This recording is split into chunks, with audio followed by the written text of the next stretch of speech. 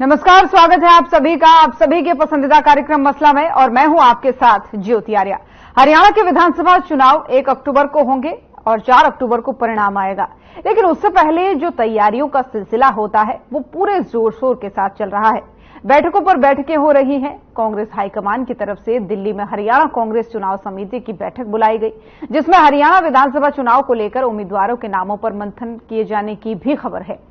दिल्ली में कांग्रेस की इस अहम बैठक की दिलचस्प तस्वीरों पर भी खूब चर्चा हो रही है, जिसमें कुमारी सैलजा, रणदीप सिंह सुरजेवाला और भूपेंद्र सिंह हुड्डा साथ बैठे नजर आए।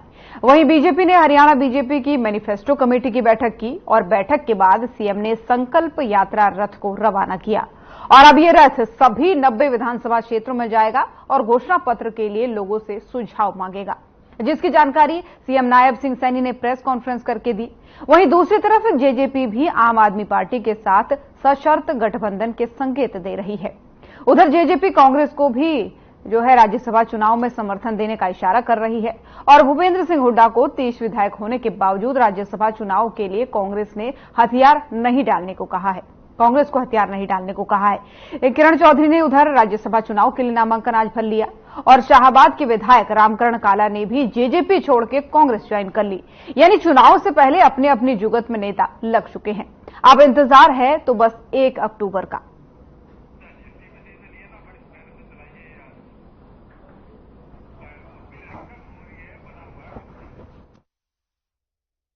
मुझे खुशी है बताते हुए, क्योंकि हमारा जो संकल्प पत्र है हम उसको दृढ़ता से पूरा करते हैं और समय से पूरा करते हैं। पिछला जो हमारा संकल्प 2019 का, उसमें 265 हमने संकल्प किया था हमारे विषय से, लगभग हमने उनको पूरा किया सभी जो हमारे संकल्प थे। और क्योंकि विपक्ष की घोषणाएं होती है, उनका घोषणा पत्र होता है, वो खाली घोषणा करते हैं, घोषणा हो जाती है और वो पूरा नहीं हो सकता। परंतु हमारा संकल्प पत्र कहा है कि हम दृढ़ता से उसको पूरा करने का काम करेंगे। जो भी लोगों के सुझाव पूरे हरियाणा प्रदेश की तरफ से आएंगे, हम उन सब सुझावों को हमारी जो 29 तारीख को ये दोबारा बैठक होने वाली है कमेटी की, उन सब की स्क्रीनिंग भी करेंगे, स्क्रूटनी भी करेंगे और उन सब विषयों को देख करके इस संकल्प पत्र सम्मानित करेंगे, जिससे कि आने वाले इस 5 वर्षों के अंदर हरियाणा प्रदेश को और गति से हम उनकी समस्याओं का समाधान कर सकते। हमने जो किया है हम उसको बताने का भी काम करते हैं। कभी भी जिस प्रकार की घोषणाएं विपक्ष की तरफ से होती है और विपक्ष झूठ का सहारा लेता है, वो घोषणाएं तो कर देता है, घोषणाएं इसलिए कर देता है कि लोगों को सजा बन रहे। अभी जिसकी चर्चा आदरणीय धनखड़ जी ने की है कि वो उनकी घोषणा है खटाखट सारे 8,000 के अंदर। हमारा संकल्प है, हमने ये भी निर्णय किया है कि फटाफट जो हम कहें उसको हम पूरा करें।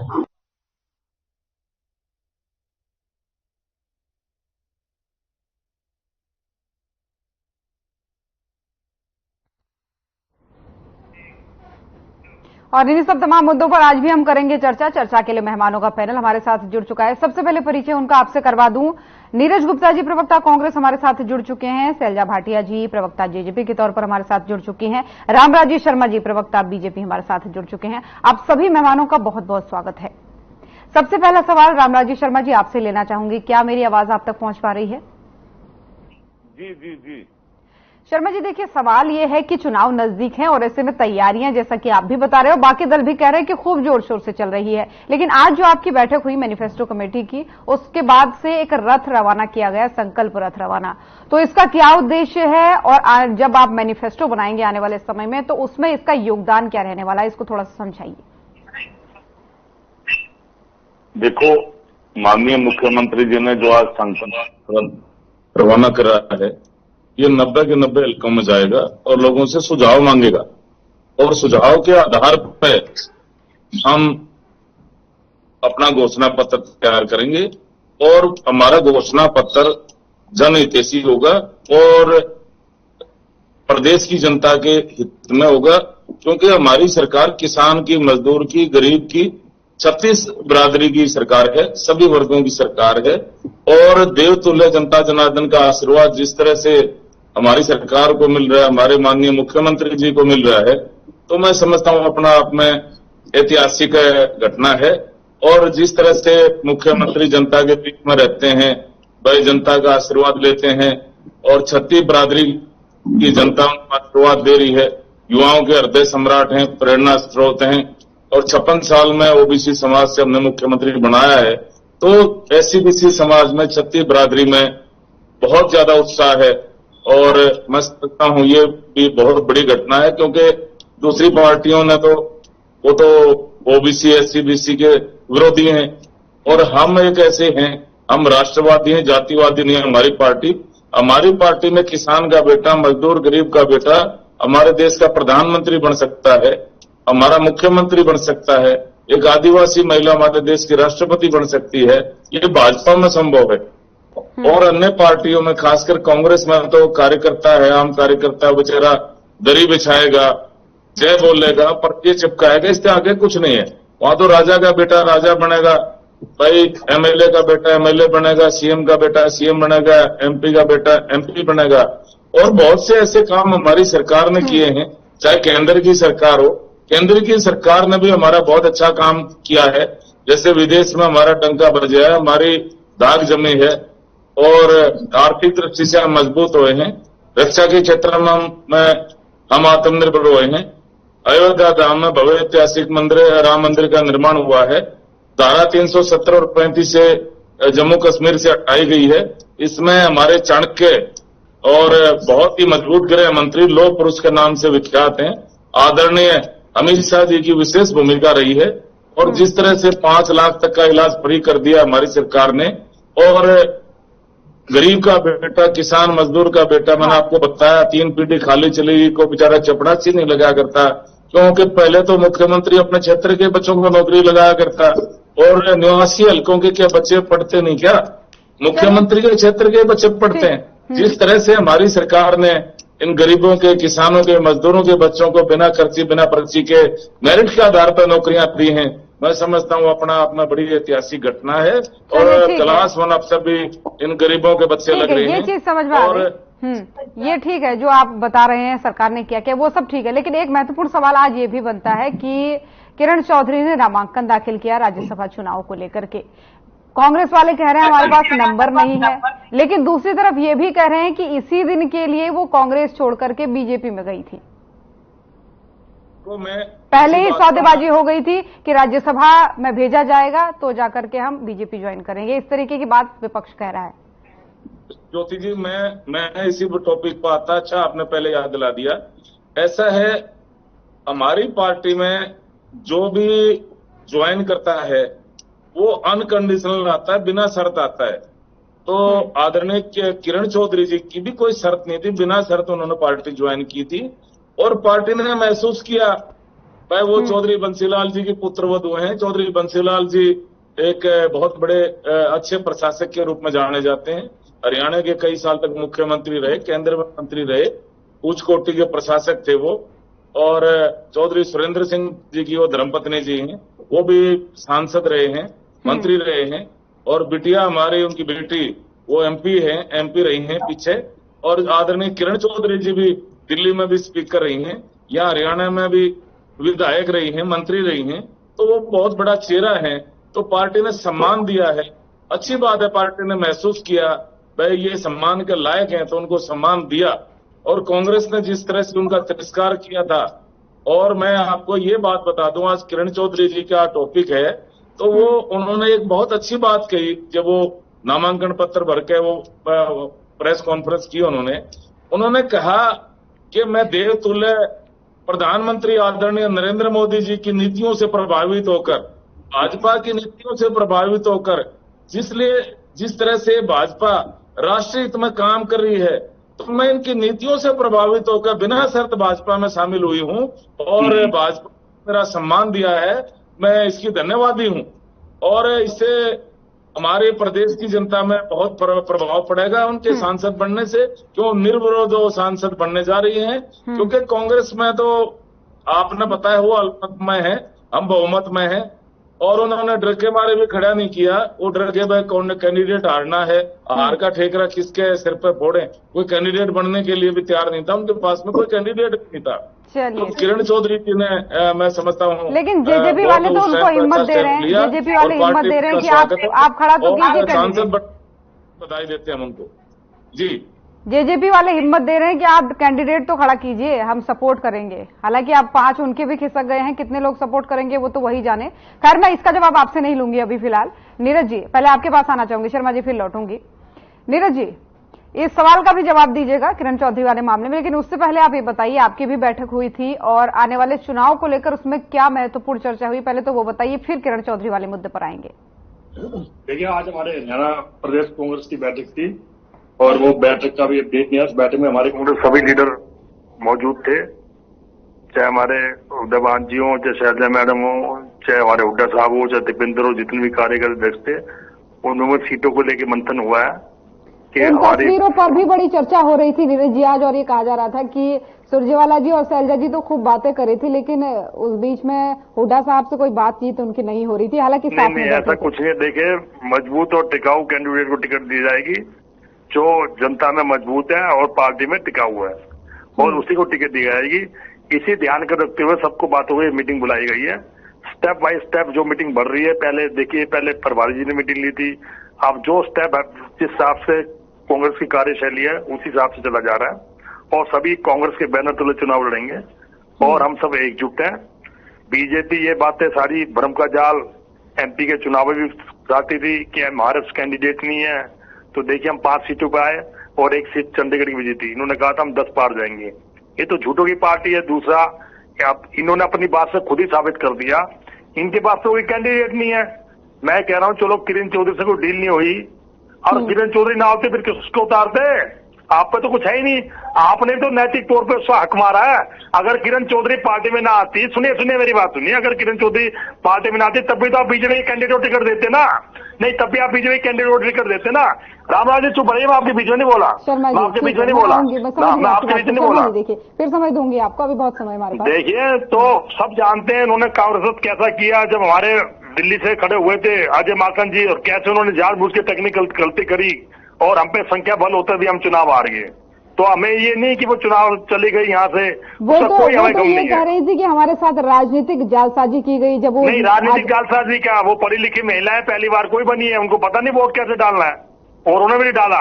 और हमारे विवेक बंसल जिस समय प्रभारी थे उन्होंने भी बताया था कैसे वोट डलेगा, कोई अनपढ़ तो थी नहीं, इतने बड़े बड़े संवैधानिक पदों पे रही है, मिनिस्टर भी रही है और सीएलपी लीडर भी रही है, उनको नहीं पता कैसे चुनाव की वोटिंग होगी। ये सिर्फ उन्होंने साजिश रची थी, उस साजिश से तंग आके उन्होंने हाईकमान ने फैसला लिया, इसलिए हमने उसे रोकने भी प्रयास नहीं किया। खैर, उस समय कोई फर्क नहीं पड़ता, अब वो बीजेपी की है, बीजेपी इनको देख के राज्यसभा भेज दिया, खुशियां मनाए, इस बात से खुशी हो, सब जानती है उनका कितना है, क्या हिसाब है, भिवानी में कितना सिस्टम है, 1-2 सीट कभी ज्यादा आती नहीं हमारी पार्टी में। देखिए, और दूसरा मैं अपनी कांग्रेस पार्टी के बारे में बोलना चाहूंगा। कांग्रेस पार्टी चुनाव के लिए तैयार है। हमारी ये जो बैठते हैं, जन क्रॉस रैली जनवरी से ही चालू है, उसके बाद हरियाणा मांगे तो हम कैंपेन संदेश यात्रा चल रही है। निश्चित तौर पे जनता, देव सुंदर जनता कांग्रेस को आशीर्वाद देगी, ये कुछ भी कहते रहे, सब जानते इन्होंने काम किया। अभी ये राम जी की बात कर रहे थे, अब राम जी को छोड़ के ये जय जगन्नाथ बोलते हैं, राम जी का तो नाम लेना छोड़ के ये टॉपिक थोड़ा देर में छेड़ेंगे। देखिए, इन्होंने कहा था ये हर डिबेट में कहते हैं, नहीं ये तो राम जी के हैं, मैं इनकी बात मानता हूँ आपकी बात को, लेकिन कुछ और मुद्दे भी है ना, उन पर चर्चा की जाए तो बेहतर। इन पर तो हम रोज ही करते हैं। नहीं, ये रामराज जी करते हैं तो मुझे जवाब देना पड़ता है। चौधरी सुनिए तो सही जी, श्रुति चौधरी और किरण चौधरी ने कहा कि डूबती हुई नैया है कांग्रेस, जब उनसे आज नामांकन के बाद सवाल पूछा गया। पहली बात, और दूसरी बात ये बताइए आपने कहा कि हमारे पास संख्या बल नहीं है। अब उधर से जेजेपी वाले दुष्यंत चौटाला जी कहते हैं कि आप आइए तो सही सामने, आप हथियार क्यों डाल रहे हैं, हम भी समर्थन देंगे। देखिए, ये जो गेम है संख्या बल का गेम है, टेक्निकल बात है, संख्या का ही गेम है, कहने से कुछ नहीं बनता। और वाकई में वो शंका नहीं थी, संख्या है ही नहीं। वो कहां से संख्या पूरी करने, उन्होंने खुद के 4 विधायक छोड़ के और 4 उधर चले गए बीजेपी वो सपोर्ट नहीं तो कर। फिर ये वही कांग्रेस है ना, सुनिए, ये वही कांग्रेस है ना जो थोड़े समय पहले ये कह रही थी कि जो लगातार ज्ञापन लेकर के स्पीकर के पास जा रही थी कि इस्तीफा मांगिए, हमारे पास पूर्ण बहुमत है, पूर्ण संख्या बल की सरकार नहीं है। हमने कहा था नैतिक स्तर पे सरकार गिर चुकी है, हमने विपक्ष वालों से भी कहा था सारे मिलके चलो, अब वृक्षारूप देखने के, हम नैतिक स्तर पे सरकार गिर चुकी है और वाकई में बहुमत नहीं है। अगर आज भी अगर वो उनके जीजेपी के निकाल दें तो उनके 42 और 43 है। आप बताइए कहां से बहुमत है? वो जेजेपी वाले आपको समर्थन देने की बात कर रहे हैं, आप उठवा दिए। ये टेक्निकल है, हमने उनसे पहले कहा था, अब ये बात पुरानी होगी। जसपा उनको कहा था कि अपनी परेड कराई, अब लिख के दे दिए, उन्होंने लिख के नहीं दिया बिल्कुल भी। ये देखिए जो प्रक्रिया है वो संख्या के हिसाब से चलती है। जब संख्या नहीं होगी तो हम कहां से कैंडिडेट खड़ा करेंगे और कहां से परेड कराएंगे? और दूसरा 6 महीने तक हो नहीं सकता। चलो अब मुद्दा खत्म हो गया, अब तो चुनाव ही डिक्लेयर हो गए, अब तो जनता सबक सिखा देगी, जनता दिखा देगी इनको क्या किया, क्या खोया, क्या पाया। ये तो हमारे लोकसभा में भी कहते थे इनका खाता नहीं खुलेगा, 10 पार जाएंगे, 70 पार जाएंगे, 400 पार जाएंगे, तो वो तो झूठ निकल चुका है इनका। अभी ये इतने ओवर कॉन्फिडेंट में है, जैसे किरण चौधरी जी को लेके, देखिए किरण चौधरी जी को लेके पीछे बोल रहे हैं।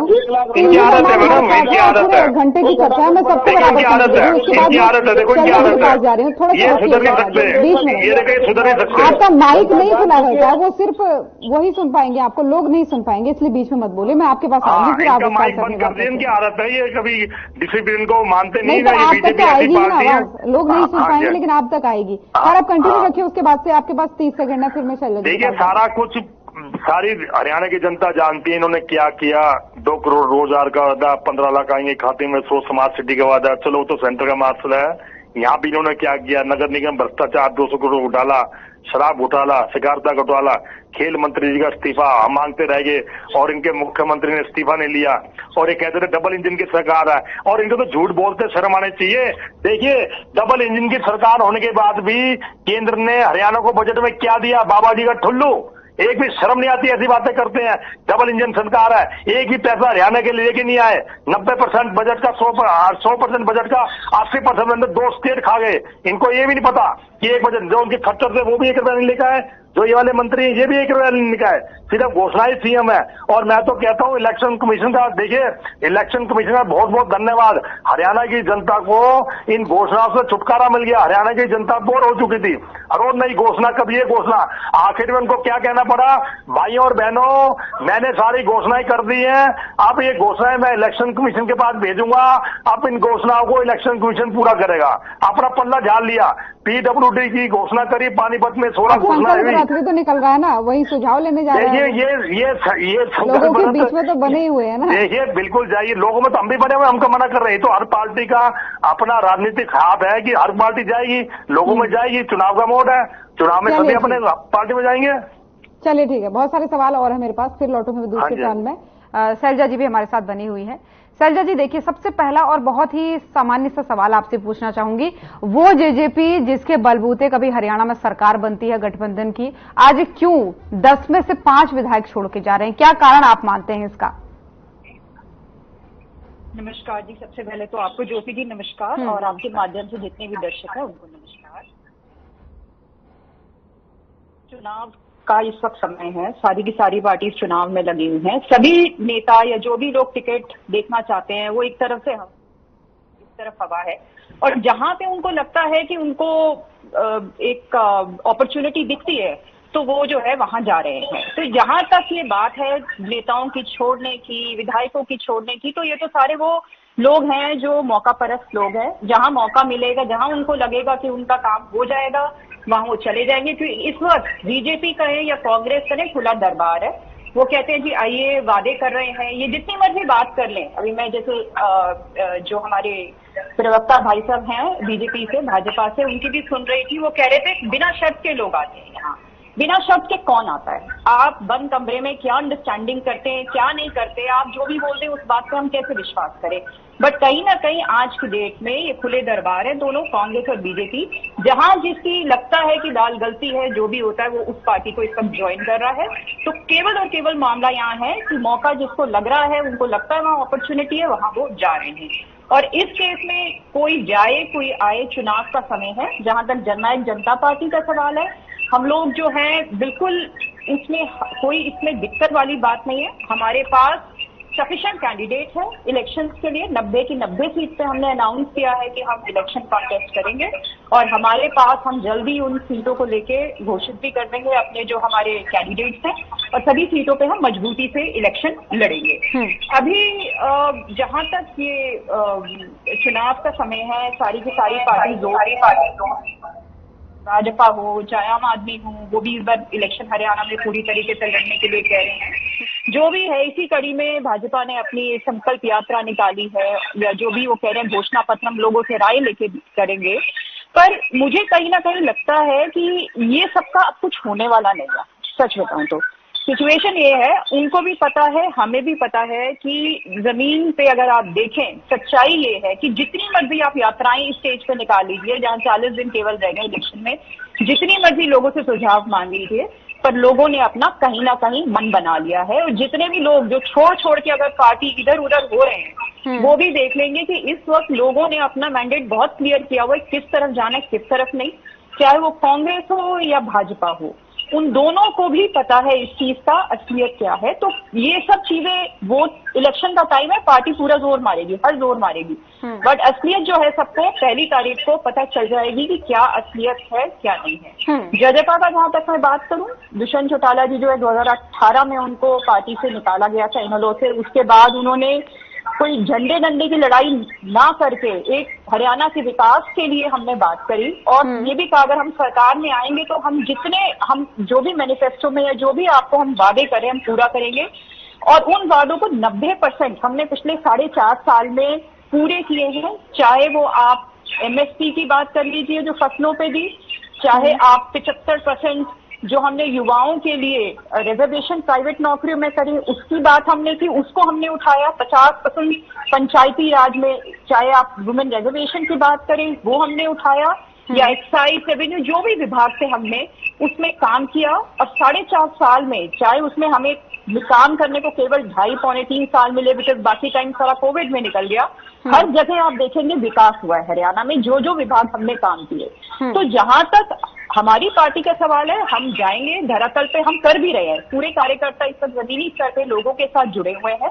हम जाके लोगों को बता रहे हैं जो हम मानते हैं कमी रही कि हमने ये चीज पहले हमें करनी चाहिए थी। प्रचार हमारी तरफ से एक कमी रही कि हम काम में करते रहे पर हमने प्रचार नहीं किया। उस प्रचार को हम लेके लोगों तक पहुंच रहे हैं, और लोगों में जो एक हम शिफ्ट देख रहे हैं वो आप आगे आने वाले दिनों में देखेंगे। जैसे 40 दिन जैसे जैसे इलेक्शन करीब आएगा, आप एक रुझाव देखेंगे कि उसमें चेंज आएगा ही आएगा, और हमें एक भारी मत से जो हरियाणा के जो लोग हैं वो हमें ज्यादा से ज्यादा सीटों पे जीत दिलवाएंगे। अब ये तो आने वाली समय की बात रही, लेकिन एक महत्वपूर्ण सवाल और है शैलजा जी यहाँ पर। देखिए, चौटाला साहब ने ना एक इनडायरेक्टली एक बात कही। उन्होंने कहा कि मतलब एक तरीके से सशर्त आम आदमी पार्टी के साथ गठबंधन की उन्होंने बात कही। उन्होंने कहा कि अगर इंडिया ब्लॉक से अलग होती है आम आदमी पार्टी और हमारे पास आती है तो जाकर के हम सोचेंगे। तो क्या इंडिया गठबंधन से क्या प्रॉब्लम है या फिर क्या चीज है इसमें? बस इसको थोड़ा सा समझाइए। वही मैं कह रही हूँ, चुनाव का टाइम है इस पर, और हर जगह इंडिया गठबंधन से प्रॉब्लम है या कांग्रेस से प्रॉब्लम है? एक्सप्लोर कर रही है, कहीं ना कहीं एक्सप्लोर कर रही है कि जहां जिसको लगता है कि अगर इकट्ठे होकर मजबूती से लड़ा जा सकता है तो लोग आ रहे हैं। अभी इनेलो और बसपा का भी हुआ है जिस तरीके से अलायंस, तो इसी तरीके से अगर हमारी पार्टी भी ओपन है अलायंस में। पर जहां तक आप बोल रहे हैं आईएनडीआई, तो ऑलरेडी आईएनडीआई के साथ हम कभी भी रहे नहीं, पहले भी नहीं रहे, और इस वक्त जो सिचुएशन है उसको देखते हुए हमें जो ठीक लगता है हम उसी लाइन पे चल रहे हैं। तो इसीलिए ये स्टेटमेंट दुष्यंत जी ने दी, और हम लोग ओपन है यहाँ पे आज की डेट में। अगर हमें कहीं लगता है कि कहीं इकट्ठे जुड़ के अगर मजबूती से कॉन्टेस्ट किया जा सकता है, हम पूरी कोशिश करेंगे। पर इतना कहने के बावजूद मैं फिर कह रही हूँ, हम 90 की 90 सीटों में भी पूरी तरह सक्षम है लड़ने के लिए। हमारे पूरा संगठन तैयार है, हर डिस्ट्रिक्ट लेवल पे, हर विधानसभा लेवल पे, और हमारे पास कैंडिडेट भरपूर हैं सभी सीटों पे लड़ने के लिए। लेकिन राज्यसभा को लेकर भी एक टिप्पणी आपकी चाहूंगी, जब उन्होंने कहा कि हथियार क्यों डाल रहे हैं भूपेंद्र सिंह हुड्डा। उन्हें हथियार नहीं डालने चाहिए, हम समर्थन करेंगे कांग्रेस का। इधर से आप समर्थन करने को तैयार है, उधर आप कहते हैं कि इंडिया ब्लॉक के साथ अगर आम आदमी पार्टी रहेगी तो हम उनके साथ नहीं चुनाव लड़ेंगे। कुछ भी उठा ले, कितने वक्त से ये कह रहे हैं कि आप हिम्मत तो करिए। ये तो आपने आराम से बीजेपी को वो दे दिया ग्रीन कि आप जाइए और अपना उठाइए। वो कह रहे हैं हमारे पास संख्या बल है ही नहीं, है ही नहीं इसके लिए।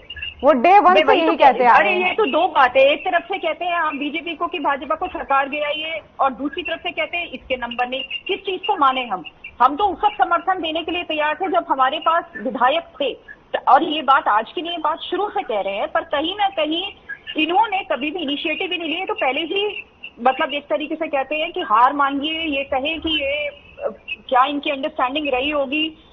तो ये पहले से ही कहीं ना कहीं माइंड मेकअप किया हुआ था, इन्होंने आगे बढ़ना ही नहीं। तो ये तो दो स्टेटमेंट हो जाती है। कहीं ना कहीं ये कहते हैं कि आप जो है जब सरकार में थी बीजेपी, जब अभी तो ये काफी टाइम पहले की बात है, 1-1.5 महीने पहले की, कि आप सरकार गिराइए, और दूसरी तरफ कहते हैं कि आज जो हमारे पास नंबर नहीं है, जबकि उस वक्त विधायक पूरे नंबर्स आपको सपोर्ट जेजेपी देने को तैयार थी। पर एक कम से कम आपको कोशिश तो करनी थी, आपने तो कोशिश भी नहीं की। कोशिश करते आगे बढ़ते, फिर जो हार जीत का फैसला उस टाइम होना चाहिए था। इस टाइम तो आप लोगों ने बिना कोशिश के हथियार डाल दिए। तो ये तो एक गलत मैसेज जाता है, जनता में भी हर जगह एक गलत मैसेज जा रहा है कि आपने क्यों एकदम हथियार डाल दिए, कि आपने एक बीजेपी से फाइट भी नहीं करी और आपने एकदम हाथ खड़े कर दिए कि जी हमारे पास नंबर नहीं है।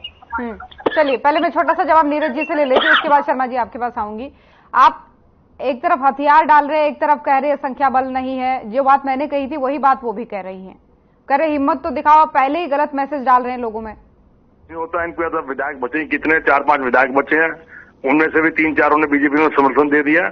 देखिए टेक्निकल बात है, जब संख्या नहीं तो कहां से समर्थन देंगे। और दूसरी बात ये, हम कोई भी देखिए, हम कोई भी ऐसा नहीं हरियाणा में सिनेरियो चेंज करना चाहते कि जिससे हमारे ये लगे कि हमने हमारी चुनाव में हार हुई और सारी जनता देख रही है, पढ़ी लिखी जनता देख रही है। ये सिर्फ नंबर का गेम है, नंबर से जीती जा सकती है, सिर्फ बातों से नहीं जीता जा सकता। अगर हम सबको मिला लें फिर भी नहीं हम पहुंचते। हमने पूरी कैलकुलेशन की हुई है, मेरी बहन बैठी है, ये जोड़ लें, हमारे एमएलए जोड़ लें, अपने जोड़ लें, फिर भी नहीं हम पहुंच रहे। तो देखिए जो कोरम है उसके लिए कोई मेहनत करने की जरूरत नहीं। हमारा ध्यान विधानसभा चुनाव पे जो सिनेरियो बना हुआ है, लोकसभा में हाफ और विधानसभा में साफ, वो सिनेरियो हरियाणा बन चुका है, उसी सिनेरियो में हरियाणा बढ़ रहे हैं। तो अपना सारा ध्यान हमारा देखिए विधानसभा चुनाव पे है, जो चुनाव नजदीक आए हमारा ध्यान उस पे है, ना कि इन बेहतों में। राज्यसभा चुनाव गए तो गए, वो तो दीपेंद्र जी थे, सांसद बन के सीट खाली होनी थी, वो तो मैं पहले से पता था। और ये सीट तो हमारी खाते की बनती थी, लेकिन वो किरण चौधरी ने अजय माकन जी के साथ किट गया, तो शायद आज ये नौबत ना आती, तो अजय माकन जी होते। तो इन बातों पे ध्यान देने को बात नहीं, हम सिर्फ विधानसभा चुनाव पे ध्यान दे रहे हैं। अच्छा, रामकरण काला जी के आने से कितना फायदा होगा कांग्रेस को? वो तो कह रहे हैं मौका पर थे, चले गए, हमें कोई फर्क नहीं पड़ता, हमारे पास बहुत सारे लोग हैं। देखिए अभी उन्होंने बोला है ये चुनाव का समय, कोई इधर जा रहा है, कोई उधर जा रहा है, जिसको जहां जगह मिल रही है। हमारी पार्टी से कुछ लोग चले गए, दोबारा आ गए। नहीं, हमारी पार्टी से वीरेंद्र सिंह जी चले गए थे, वीरेंद्र सिंह जी चले गए थे बीजेपी में। देखिए वीरेंद्र सिंह जी चले गए थे बीजेपी में, उनका मोह भंग हो गया। तो टाइम के हिसाब से लोग अपनी विचारधारा चेंज कर लेते हैं। पहले उनको बीजेपी की विचारधारा अच्छी लगती थी, अब दोबारा वो वहां पे आ गए। तो ये तो सब कैपेबल है, उन पे कैंडिडेट पे डिपेंड करता है कैसे क्या है मान सम्मान। वो इतना मुझे पता है, एक कार्यकर्ता के तौर पे आए हैं, उन्होंने खुद बयान दिया। जैसे मेरे बीजेपी प्रसाद जी बता रहे थे, किरण चौधरी जी का मैं कार्यकर्ता तौर पे आई हूँ और मुझे जबकि उसकी टिकट नहीं चाहिए, जबकि सब सेटल होता है। मेरी बहन प्रवक्ता ने सही बोला है, बिना शर्त कोई नहीं आता। और किरण चौधरी की टिकट पहले ही तय थी, वो इतनी बड़ी नेता है जो बिना इनके बिकाव में बिना कभी नहीं आती। देखिए रामकरण जी ने कोई शर्त नहीं रखी, वो तो अपनी पार्टी से तंग हो गए हैं। देखिए वो तो अपनी पार्टी से तंग हो गए हैं, हमने तो कहा ही नहीं उनको, वो तो अपनी पार्टी तंग हो गए हैं। और देवेंद्र बोबली जी देखिए देवेंद्र बोबली जी जहाँ सही लग रहा है वो आ रहा है, अब आप कह रहे हैं पार्टी से तंग होकर नहीं, जिसका तो हमने तो नहीं बुलाया ना जी। किरण चौधरी तो खुद गई है बीजेपी ने, हमने तो नहीं बुलाया ना। मैं उसका एग्जाम्पल देता हूँ, देवेंद्र बोबली तो पुराने कांग्रेसी हैं, वो तो हमारे पुराने कांग्रेस साथी रहे हैं, मेरे भी अच्छे दोस्त हैं। अब उनका शायद मोह भंग हो गया, अपनी दोबारा पुरानी पार्टी में वापसी आ जाएंगे। तो इसमें क्या बात है, ये तो अपनी विचारधारा की बात है जो लेकिन ये सब पार्टियों के लिए गलत है। जो ये नेता ऐसे गलत हैं, ये गलत संदेश जाता है। अपनी विचारधारा को टाइम के हिसाब से चेंज करते हैं और जहां देखते हैं सरकार आ रही है अपनी विचारधारा फिर उनके हिसाब से होती है। मैं इन सभी पार्टियों के लिए गलत मानता हूं, चाहे बीजेपी हो, चाहे कांग्रेस हो, जसपा हो। ऐसे कभी होना नहीं चाहिए लोकतंत्र में, क्योंकि ऐसे तो जो कार्यकर्ता पहले से लाइन में बैठे हैं, चाहे कांग्रेस में बैठे हो, चाहे बीजेपी बैठे हो, जसपा में बैठे हो, तो उनका तो भविष्य खराब हो जाएगा कि दोबारा गए आया राम गया राम वाली बात हो जाएगी। ये चीज तो बेसिकली गलत है, मैं इसको मानता हूँ, इसे कहने में कोई गुरेज नहीं है, लेकिन राजनीति संभावनाओं का खेल है, आप ये भी जानते हैं राजनीति में कुछ भी हो सकता है। चलिए ठीक है, वो तो है, वो तो निश्चित तौर पर है, चाहे कितना कोई दावा कर ले, कितना कोई वादा कर ले। शर्मा जी से आप मेरा सवाल है। शर्मा जी देखिए, एक तरफ कहा जाता है दुष्यंत चौटाला जी के द्वारा कि अगर इंडिया गठबंधन से अलग हो जाएगी आम आदमी पार्टी और हमारे पास आएगी तो हम गठबंधन की बात सोचेंगे।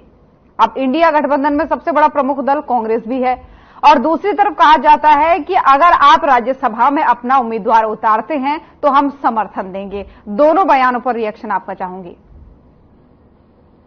देखो, उनका गठबंधन होए ना होए हमारी सेहत पर कोई असर नहीं पड़ता।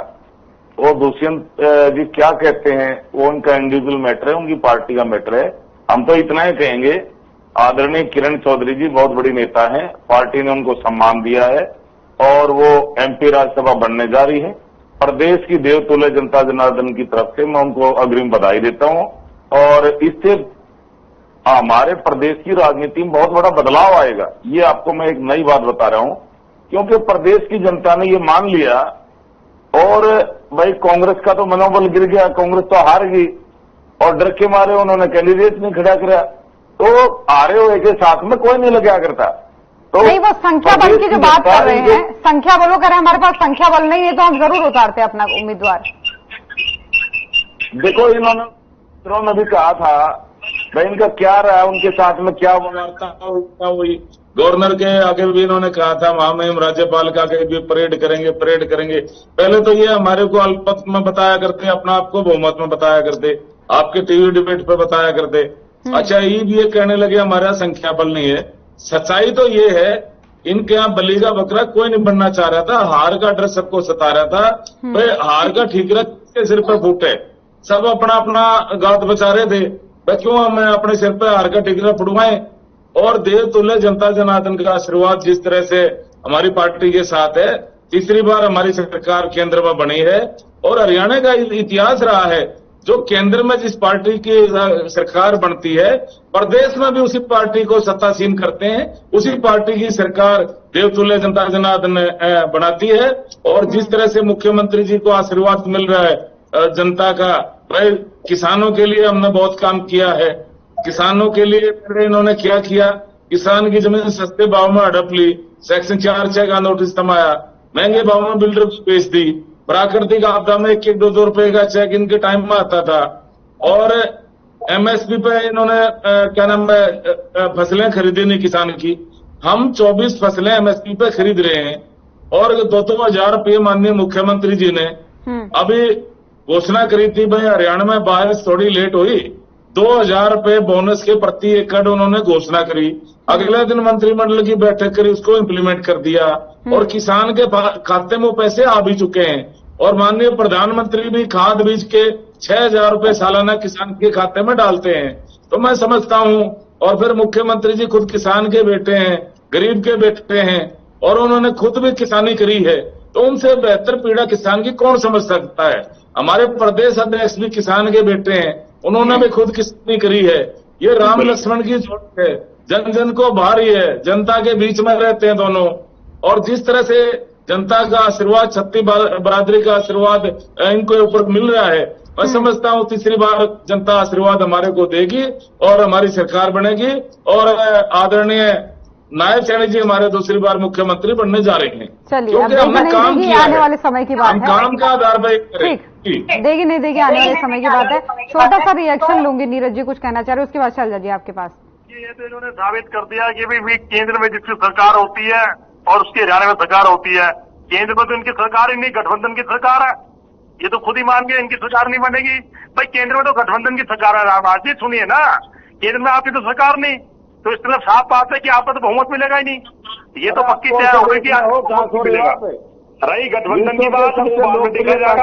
इन्होंने खुद ही आपके चैनल के माध्यम से बोल दिया है, मैंने इनको चुप कराइए, ऐसे करते हैं, मजा नहीं आता, इनको चुप कराइए। शर्मा जी इसके बाद फिर समय दूंगी, मैं फिर समय दूंगी। हाँ, ये बोल जी जल्दी से बात खत्म कीजिए। ये तो उन्होंने साफ साबित कर दिया कि इनको बहुमत नहीं मिलेगा, चाहे गठबंधन में सरकार बनाए या ना बनाए वो अलग बात है। पहली बात तो सरकार नहीं बनेगी, लेकिन अपने बयान से इन्होंने खुद साबित कर दिया कि इनको बहुमत नहीं मिलेगा। अगर सरकार बनी तो गठबंधन की सरकार बनेगी। दूसरा, ये इतना झूठ बोलते हुए अब इनको हेलो नीरज जी बोलिए। देखिए, झूठ बोलने का काम है। इन्होंने कितनी किया, जितनी बातें की 24 फसल कर दी, वो सिर्फ बेकार की बात। अगर उसको टेक्निकल देखा जाए तो आपको मैं बताता हूँ आपको कैसे इन्होंने किया। उसमें कुछ नहीं किया, मैं बताता हूँ कुछ में क्या नहीं किया। 14 फसलें 10 फसलें तो हरियाणा में होती नहीं मेरे भाई। सोयाबीन, रागी, ये 10 फसल तो होती नहीं इसमें। कहां से दे रहे हो आप? कर चुके हैं इस पर, हम चर्चा कर चुके हैं। अभी मुद्दे से भटक जाएंगे, फिर मैं आऊंगी, लौटूंगी, फिर अगर समय बचा तो इस पर भी चर्चा करेंगे। ठीक है शर्मा जी, आपको भी रोकूंगी यहाँ पर। शैलजा जी देखिए, कांग्रेस कहती है कि अगर किरण चौधरी बीजेपी में जाती है तो इसका मतलब वो मौका परस्त है, उनको वहां पर अवसर मिला होगा। लेकिन रामकरण काला जी अगर कांग्रेस में आते हैं जेजेपी से तो इसका मतलब वो अपनी पार्टी से परेशान हो गए हैं।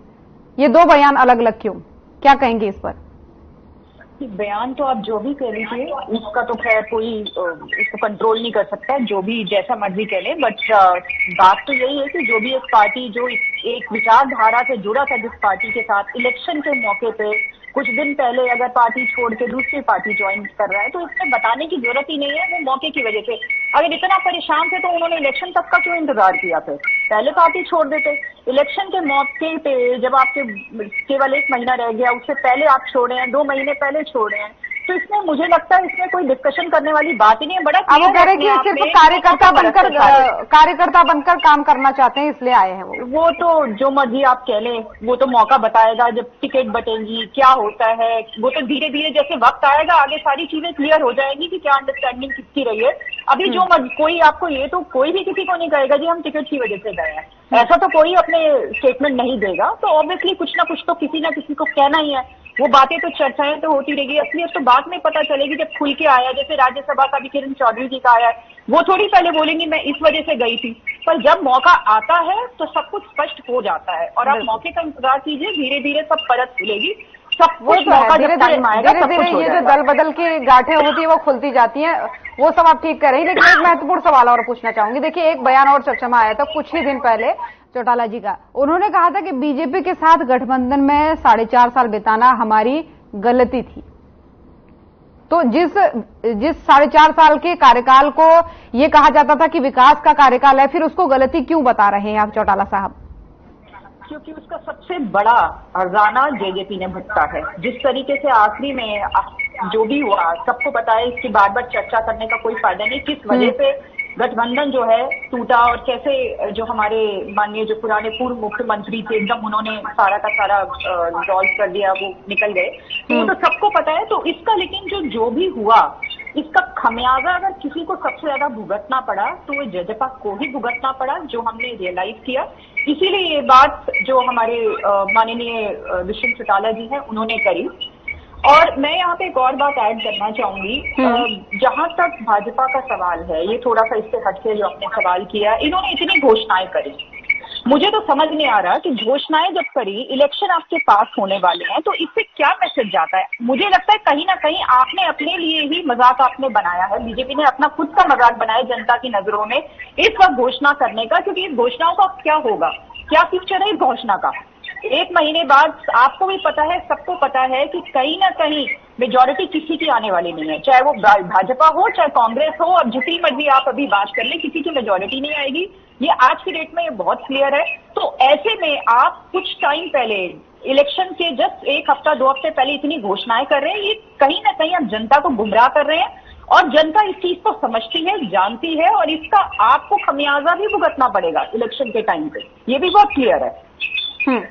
चलिए शर्मा जी, आपसे मैं जवाब ले लेती हूँ। एक तो इसका जवाब दीजिए, वो कह रहे हैं कि बहुत अच्छे से ये स्थिति स्पष्ट हो पा रही है कि किसी को भी बहुमत नहीं मिलेगा, सब लोग एक तरीके से अल्पमत में ही रहेंगे, कोई भी पूरी तरीके से मैंडेट नहीं हासिल कर पाएगा। तो उसके बावजूद ये घोषणाएं क्यों, इसका जवाब उनको दे दीजिए एक बार। देखो, ये तो इनका आकलन है भाई, इनका ये क्या कहती क्या नहीं, ये तो इनकी पार्टी जाने, ये जाने। लेकिन मैं एक चीज आपको कह रहा हूं, और देवतुल्य जनता जनार्दन के विश्वास से कह रहा हूं। जिस तरह से देवतुल्य जनता जनार्दन का आशीर्वाद हमारे को मिल रहा है, माननीय मुख्यमंत्री जी को मिल रहा है, जहां भी वो जाते हैं जिस तरह से जनता उनको आशीर्वाद देती है, रात के 12-12, 1-1, 2-2 बजे तक जनता उनसे मिलती रहती है, और वो देवतुल्य जनता जनार्दन के काम करते रहते हैं। और रही बात उनके आशीर्वाद से हम ये कह सकते हैं स्पष्ट बहुमत हमारा आएगा और तीसरी बार हमारी सरकार बनेगी। नायब सैनी जी दूसरी बार मुख्यमंत्री बनेंगे। और ये घोषणाओं की जहां तक बात है, जन इसके लिए मुख्यमंत्री घोषणाएं करता है। अरे मुख्यमंत्री घोषणा नहीं करेगा, कौन करेगा भाई? और उन्होंने घोषणाएं जो हमने करी, मैं मेरी बहन को बताना चाह रहा हूं, हमने जितनी घोषणाएं करी उनमें से ज्यादातर पे इम्प्लीमेंट भी हो गया, वो घोषणाएं लागू भी होगी। अरे मुख्यमंत्री घोषणा नहीं करेगा, कौन करेगा? प्रदेश का मुखिया तो मुख्यमंत्री, प्रदेश की जनता के लिए, जन इसके लिए और कौन काम करेगा? मुख्यमंत्री जी करेगा। अरे मुख्यमंत्री जी ने किया, और किया तो जनता ने उनको क्या नाम है अप्रिशिएट किया, जनता ने उनका धन्यवाद करा। और जहां भी जाते हैं आप देख लेना, देखो ये तो जनता के हाथ में तो देव तुल्य है, हम तो भगवान के बराबर मानते हैं उनको। तो जनता जिस तरह से माननीय मुख्यमंत्री जी को, हमारी पार्टी को आशीर्वाद दे रही है, और हमारी पार्टी की नीतियां, माननीय हमारे प्रधानमंत्री जी की नीतियां, और जिस तरह से उनका माननीय प्रधानमंत्री जी का जो ग्राफ है, विदेश में जो उन्होंने डंका बजाया है, विदेश में जो दाद कमाई है, और जिस तरह से उनके अगुवाई में हमारा देश आगे बढ़ रहा है, तो जनता का आशीर्वाद हमारे को और ज्यादा मिल रहा है। और किरण चौधरी जी अब सांसद बनने जा रही है, उनके सांसद बनने से भी हमारे कार्यकर्ता का मनोबल और ज्यादा बढ़ेगा। जो हमारी लहर है, लहर वो सुनामी का रूप ले लेगी। और जनता के आशीर्वाद से कांग्रेस न तो ये मान लेंगे भाई ये तो मरे हुए हैं, भाई ये अपना कैंडिडेट नहीं दे पाए तो ये क्या करेंगे। और आपने पता है कमजोर आदमी के साथ में कोई नहीं लगा करता, तब ये उसके साथ में लगते हैं। तो जिस पार्टी का कार्यकर्ता में मनोबल हो, उसमें कार्यकर्ता में उत्साह हो, अब इनके सारा मॉडल डाउन हो जाएगा, इनकी सेना का, इनके कार्यकर्ताओं का मॉडल डाउन हो जाएगा। भाई ये कैंडिडेट ही नहीं दे पाए तो लड़ाई कहां करेंगे? इन्होंने तो वैसे अपने हार मान ली। कह रहे हैं कि हमारे कैंडिडेट आप ले गए, हम कहां से लेके आए कैंडिडेट? कुछ दिनों पहले ही बोला था नीरज जी ने। नीरज जी मैं आपके पास आऊंगी थोड़ी देर में। देखिए चलिए ठीक है शर्मा जी, मैं जी आज अब किरण चौधरी जी की बात चल रही थी, मैंने आपको पहले भी बताया। और आदरणीय किरण चौधरी जी ने आज खुद प्रेस के सामने, मीडिया के सामने बयान भी दिया, भाई हम तो देव तुल्य प्रधानमंत्री जो विदेश में जो जिन्होंने डंका बजाया है, और उनकी अगुवाई में जिस तरह से हमारा देश आगे बढ़ रहा है, उनकी नीतियों से, भाजपा की नीतियों से मैं प्रभावित होकर बिना शर्त मैंने पार्टी ज्वाइन करी है। और जो पार्टी में मेरे ये बयान उनका आया है, उन्होंने ये भी कहा है कि मुझे काफी सम्मान मिल रहा है बीजेपी में। का धन्यवाद करती हूँ जी। किरण चौधरी ने कहा है कि मुझे काफी सम्मान बीजेपी में मिल रहा है और मैं आगे भी लोगों के विकास के लिए काम करती रहूंगी। ये बयान उनका मैंने भी सुना है। खैर रोकूंगी शर्मा जी आपको यहाँ पर, रोकूंगी यहाँ पर, आगे चर्चा करेंगे, आगे करेंगे चर्चा, समय मैं आपको दूंगी। शैलजा जी, मुख्यमंत्री घोषणा नहीं करेगा तो और कौन करेगा, ये इन्होंने जवाब दिया इस बात पर। इसके बाद नीरज जी आपके पास आऊंगी। घोषणा के लिए तो कोई नहीं कह रहा, अच्छी बात है, घोषणाएं होनी चाहिए, घोषणाओं पे अमल भी होना चाहिए। तो यहाँ तो सिर्फ बात हो रही है कि टाइम की, कि आप इस टाइम घोषणा कर रहे हैं कि जब आपको पता है इलेक्शन आपके एकदम आने वाला है, तो उससे एकदम पहले घोषणा करना। जब आपको पता है किसी भी घोषणा को इम्प्लीमेंट करना, उसको जमीन स्तर पे जब तक वो अपना प्रभाव दिखाएगी उसमें वक्त लगता है। तो इतनी क्या जल्दी थी कि एकदम आपने 2 हफ्ते या 3 हफ्ते पहले आपने एकदम घोषणाएं करनी एक के बाद एक शुरू कर दी। क्या आप दिखाना चाह रहे हैं इसके अंदर? क्या 10 साल में इतना भाव था घोषणाओं का कि आपको इतनी जल्दी थी कि आपको आखिरी के 2 हफ्ते में ही सारी घोषणाएं करनी थी? तो जो पिछली इतनी हमारी स्कीमें हमारे यहाँ थोड़ी देर नहीं है, किसी स्कीम की कमी नहीं है, इतनी स्कीम है हमारे हरियाणा प्रदेश में, उसका क्या हुआ? जो जमीनी स्तर पे उसका क्या प्रभाव दिखा? और आपको क्यों जल्दी थी कि आपको अभी सारी की सारी घोषणाएं करनी थी? आप जहां तक एमएसपी की भी आपको पता है, जिस तरीके से 24 फसलों पे की है, जिसमें से 2-3 फसल तो ऐसी, एक नारियल और 1-2 और है, वो तो हरियाणा में होती भी नहीं है। बस जल्दी आनंद फानन में फटाफट आओ, स्कीम कर दो, पर क्या फायदा उस चीज का जब आपको पता है आपका इलेक्शन आपके आने वाला, आप कुछ स्कीम का कर नहीं सकते? इतनी क्या जल्दी थी? तो हमें स्कीम का कोई प्रॉब्लम नहीं है, जितनी घोषणाएं अच्छा है, वेलकम करती है पार्टी, पर इसकी टाइमिंग पे हमने बोला कि ऐसा क्यों कि आपको अभी करनी थी सारी घोषणाएं। तो ये कहीं ना कहीं इसके पीछे मनचा है गुमराह करने की लोगों को, कि लोगों को स्कीमों में उलझा दो। पर जनता जो है उसके सामने चीजें बहुत साफ है, स्पष्ट है। आप अगर धरातल पे जाएंगे, मुझे पूरी उम्मीद है कि हमारे जो प्रवक्ता भाई साहब भी वो भी धरातल पे जाते होंगे, उनको भी ये टीवी पे नहीं बोल सकते कई चीजें, बट हाँ एक बात तो वो भी मानेंगे कि धरातल पे सिचुएशन जो है वो ऐसी है कि कहीं ना कहीं भाजपा को डर है अपना, और वो असलियत ये है कि आप 1 अक्टूबर को देखेंगे कि कहीं न आपको कहीं पे भी बहुमत नहीं मिलेगा, भाजपा को नहीं मिलेगा, और ये अच्छी तरह जानते हैं पर ये बोल नहीं सकते इस चीज को। धरातल की सिचुएशन क्या है, ये तो वाकई में 1 अक्टूबर और 4 अक्टूबर को निकलकर सामने आएगा। नीरज जी आपका एक रिएक्शन लेना चाहूंगी, कुछ आप कहना चाह रहे थे, उसके बाद शर्मा जी आपके पास। तो हमें ये बड़ी कमी है कि साधारण मनुष्यों को भी ना ये भगवान का दर्जा दे देते हैं। जैसा अपने मुख्यमंत्री बोल दिए थे हमारे लिए तो भगवान के समान है, फिर प्राइम मिनिस्टर मोदी जी बोल दिए भगवान के समान है। इनमें समझते हैं ना, ये भगवान को चुनने में जल्दी करते हैं और रिजेक्ट करने में देर लगते हैं, तो इसलिए ज्यादा बात में चर्चा न करके ना, इनको कुछ पता नहीं है। और दूसरे राज्यसभा चुनाव की बात कर रहे हैं। देखिए राज्यसभा चुनाव की बात कर रहे हैं, राज्यसभा चुनाव से विधानसभा चुनाव का क्या लेना देना। और कैसी आप सुनिए मेरी बात सुनिए, बीच में बोलिए भैया, बीच में बोलिए कंटिन्यूअस आप बीच में बोलिए, इसके बाद मैं आ रही हूँ, मैं बराबर समझ रही हूँ, ऐसा नहीं कोई नहीं कह सकता मुझे समझ नहीं भैया। भैया हर समय किसी के बीच में बोला करो, अपनी आदत सुधारो जरा, और पढ़े लिखे वाली बात किया करो, मोहम्मद तकलीफ की तरह बात मत किया करो। राज्यसभा से विधानसभा चुनाव क्या लेना, कोई राज्यसभा में बैलेट पढ़ रहे हैं क्या, कोई काउंटिंग हो रही, कोई पेपर से वोट डाल रहे हो क्या, जो विधानसभा में मोरल डाउन हो जाएगा। वो तो सबको पता है कि राज्यसभा चुनाव कैसे होता है, वो तो विधायक चुनते हैं, उससे क्या लेने देना, न उससे पार्टी का मोरल क्या लेने देना। आपको बोलने से मतलब है कुछ ही बोलते जाते हो। हमारी पार्टी में उत्साह 5 सीटें जीत गए, आप तो कहते 1 सीट भी नहीं आएगी, उसका राज्यसभा का विधानसभा चुनाव से क्या लेने देना है। किरण चौधरी का राज्यसभा जीत भी गई तो क्या फर्क पड़ेगा कांग्रेस के ऊपर, पहले भी वो थी अब भी है, उससे क्या फर्क पड़ जाएगा। बेकार की बातें करते हो, जनता को भ्रमित करते हैं। आप अपने कार्य गिनवाइए, आपने कुछ नहीं करता। आपने 9.5 साल में हर वर्ग को पीटा है, हर वर्ग पे लाठी चलाई है, और 750 किसान के हत्यारे, और जनता आपसे 750 किसान की हत्या के हिसाब लेगी। और आपने इतने अच्छे काम किए होते तो 40 पे ना सिमटते। आप 70 पार का नारा आपने दिया था, कोई नारा जनता नहीं देती, कोई नारा पब्लिक नहीं देती। जनता देश सुन ले, आप जनता को बेवकूफ समझते हो, जनता सब समझ रही है आपने क्या काम किया। और ये मैं फैसला जनता पे छोड़ता हूँ, लोकतंत्र में जनता मालिक होती है, ना कोई भगवान होता। और हम जितने भी राजनीतिक दल हैं सब जनता के सेवक हैं, जनता के बिना उनको कुछ नहीं मिलता, और जनता ही फैसले करेगी। अरे रावण का घमंड नहीं चढ़ा तो आपको चीज क्या है यार, आपकी हैसियत क्या है। रावण जी का घमंड नहीं चढ़ा तो आपकी घमंड क्या है। अरे एक दूसरे की हैसियत मत याद दिलाइए, यहाँ पर बस इतना बताइए नीरज जी ये सब 10 साल के शासन, 10 साल में इतना इंकार दिखा रहे हैं। 10 साल शासन तो हम भी कर चुके हैं, हमारे शासन में कुछ कमी थी तभी तो बीजेपी को जनता ने चुना, ये बात मानता हूँ। हमारे शासन में कुछ कमी लगी तभी आपको मौका दिया, और हमसे ज्यादा गलतियां आप करते हो क्यों, इसलिए जनता आपको आशीर्वाद नहीं देगी। ये सब देगी नहीं देगी आगे की बात है। एक छोटे से हरियाणा की जनता जवाब दीजिए। देखिए हरियाणा की जनता 1 अक्टूबर को करेगी जो करेगी, वो सुनिए आप पहले सवाल सुनिए। एक छोटा सा रिएक्शन चाहूंगी। शैलजा जी ने जो बोला था कि इतना सब लोग जान रहे हैं, सभी पार्टियां जान रही हैं कि इस बार क्लियर मैंडेट किसी को नहीं मिलने वाला, इस बात पर क्या सहमति जताएंगे या कोई टिप्पणी अपनी करना चाहेंगे? ऐसा कुछ नहीं, क्लियर मैंडेट मिलेगा, चाहे जिसे भी मिले क्लियर मैंडेट मिलेगा, ऐसा कुछ नहीं है। त्रिकुछ विधानसभा की कोई स्थिति नहीं है, और मैं छत्तीस बिरादरी के इनपुट पर आश्वास दे सकता हूँ, निश्चित तौर पर जनता अपना आशीर्वाद कांग्रेस को देगी। लेकिन मैं अहंकार में नहीं कह सकता कांग्रेस सरकार बनेगी, लेकिन पार्टी और जनता के इनपुट पर कह सकता हूँ, जिस हिसाब से हमारा कार्यक्रम चल रहा है वहां अपार भीड़ देख रहे हैं, जनता का प्यार देखने को मिल रहा है, तो उस बेस पे कह सकता हूँ जनता निश्चित तौर पर कांग्रेस को विश्वास देगी।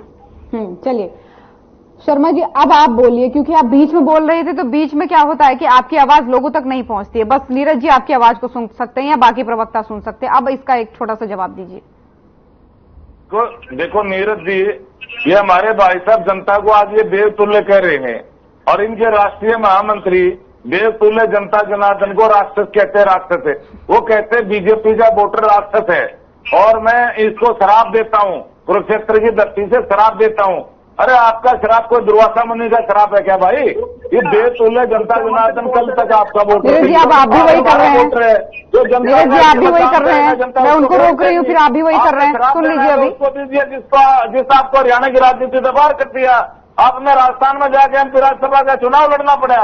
अरे मेरे भाई, जनता का क्या कसूर है? जनता तो देवतुल्य भगवान का रूप है, और जनता के आशीर्वाद से मैं कह रहा हूँ कि तीसरी बार हमारी सरकार बनेगी।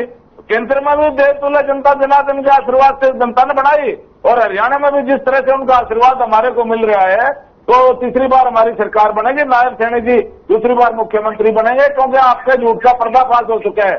आपने झूठ बोला, आरक्षण खत्म किया जा रहा है, आपने झूठ बोला संविधान बदला जा रहा है, आपने झूठ बोला बहनों के खाते में 1 लाख रुपए आएंगे सालाना, 8,500 रुपए महीना आएंगे, झूठे गारंटी कार्ड आपने बहनों को बांटे, वो बहनें पीछे पीछे भाग रही है, आप आगे भाग रहे हो। आपकी काट के अंडे एक बार चढ़ गया, आगे चढ़ने वाली नहीं है। ये जनता जाग चुकी है, जनता अपने आप को ठगा महसूस कर रही है। चलिए चलेगी, काट के आंधी चलेगी नहीं चलेगी, ये आने वाले समय की बात है। नीरज जी, लौट रही हूँ आपके पास, फाइनल कमेंट आपसे भी लूंगी, लेकिन उससे पहले शैलजा जी से लेना चाहूंगी। शैलजा जी, पूरी डिबेट पे एक फाइनल कमेंट आपका चाहूंगी।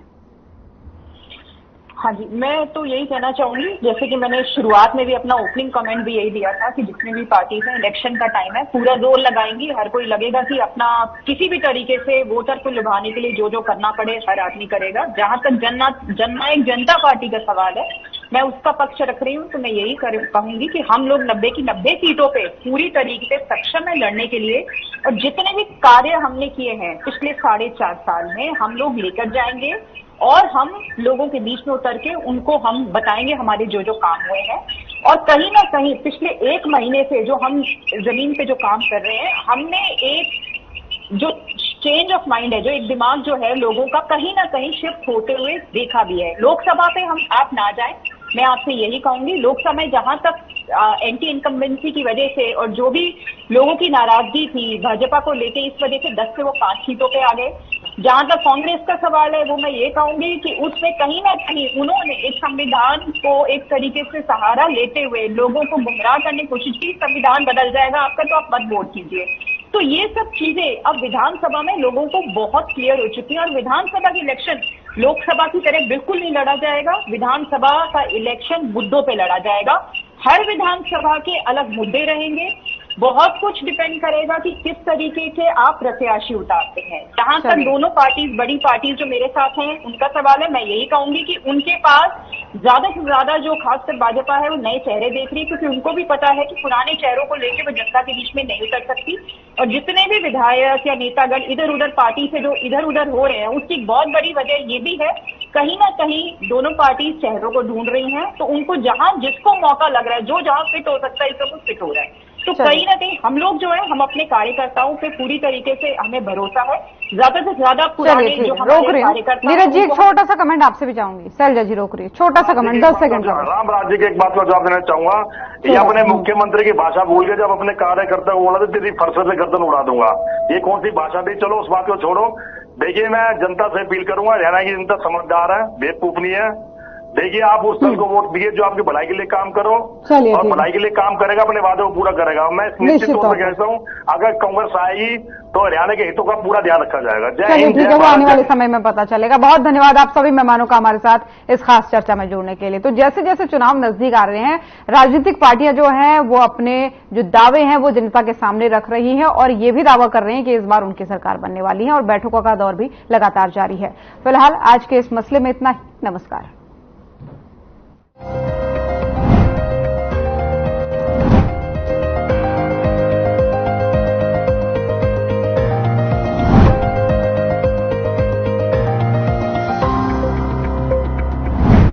क्या रंग